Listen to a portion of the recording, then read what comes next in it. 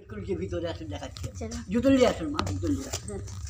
আমি বাবু দেখাশোনা করি সরকার আমাকে পয়সা মাইনা পয়সা কোনোদিন দেয় না পয়সা কোনো যাচ্ছে না কিন্তু এমপি সাহেবের কথা কাজ করতে হয় আচ্ছা নবকুমার এইখানেই বাংলা ছিল দেখুন এইখানটাই বাংলা ছিল তাকে এই পথ দিয়ে নিয়ে পালিয়ে পেছন দিক দিয়ে নিয়ে হ্যাঁ যখন আসুন দেখবে পেছন দিক দিয়ে নদী জঙ্গলে তারপরে কাপালি কাপালি তার পিছনে পিছনে দৌড়েছে দিয়ে সমুদ্রে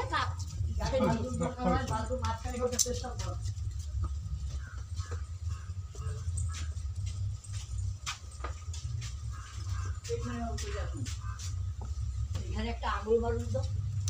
একটা আঙুল মারুন একটা পেরেক মারলে ভেঙে যাবে আর এটা চুন শুকি কাটবে দেখুন এত বদগাছ হয়েছিল মন্দির ফাটেনি আর কিছুই হয়নি দেখুন বরগাট হয়েছিল হ্যাঁ হয়েছিল বরগাট বদলা প্রচন্ড বদলা এই মন্দির দেখা যাচ্ছিল জঙ্গলের কথা আচ্ছা সরকার পরিষ্কার করেছে সমুদ্র কোথায়? সমুদ্র এখান থেকে 8 কিলোমিটার আগে এখান থেকে সমুদ্র কত হ্যাঁ কিলোমিটার পেপার চলে গেছি বেশি যেখানে কিরমন্ডলের মৎস্য বন্দর করেছে যেখানে থানা হয়ে গেছে এখন তা হেঁটে গেলে না না হেঁটে যাবো না গাড়ি উঠবে না না আর হবে না আর যাবো না তাই শুনে নিলাম আমাদের হয়ে গেছে অনেক এটা দেখাচ্ছিল অনেক গাড়িতে গেলে হয়তো এটা মান তারা যে সাদা না দিয়ে বলো তো তুলে নিয়ে চলে গেছে সেই পরিমাণটা সেই বেড়েছে এই জঙ্গলটা তো হ্যাঁ একটা পরিবারের বিয়ে হয়েছিল বিয়েও করেছি হ্যাঁ হ্যাঁ হ্যাঁ কপালকুণ্ডলে নবকুমারকে বিয়ে করেছিল হ্যাঁ ওর সঙ্গে